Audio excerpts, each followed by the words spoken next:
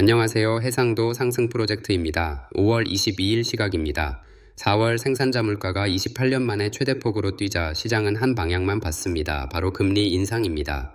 그런데 물가를 밀어 올린 숫자를 뜯어보면 금리가 겨누는 표적이 물가가 아닐 수 있습니다. 오늘은 헤드라인 뒤에 걸린 진짜 표적까지 함께 짚어보겠습니다.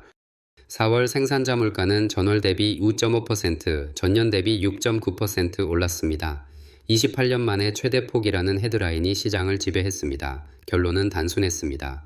인플레이션이 재발하니 한국은행이 28일 금통위에서 매파적 동결을 거쳐 하반기 인상으로 돌아선다는 것입니다. 증권가는 7월, 모건 스탠리는 10월 첫 인상을 점쳤고 미국 연준도 4월 의사록에서 추가 긴축 가능성을 다시 꺼냈습니다. 그런데 숫자를 뜯어보면 그림이 다릅니다.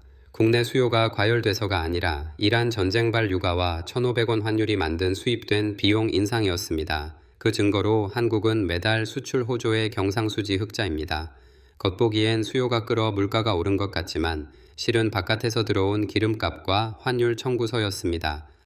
상승의 엔진은 석탄, 석유 제품이었습니다. 전월 대비 31.9%, 전년 대비로는 무려 73.9% 뛰었습니다. 1년 전 1만 원이던 기름값이 1만 7천 원이 됐다는 뜻입니다.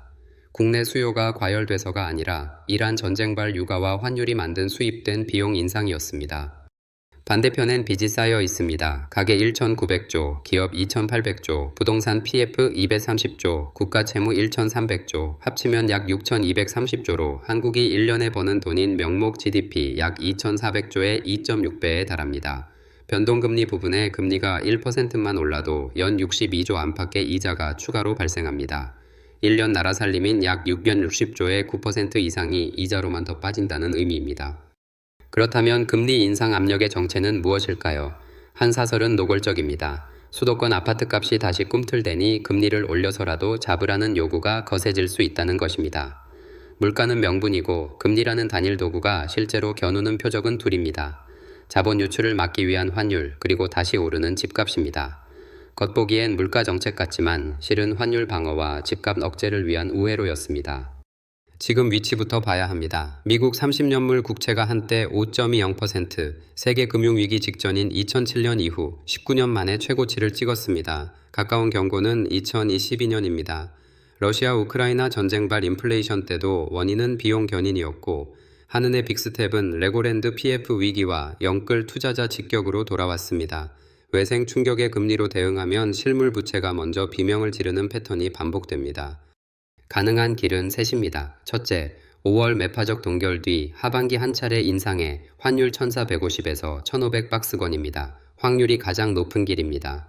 둘째, 미국과 이란의 평화협정이 타결되면 유가가 급락해 수입 물가가 진정되고 인상 없이 동결이 이어지며 환율은 1,400대로 내려갑니다.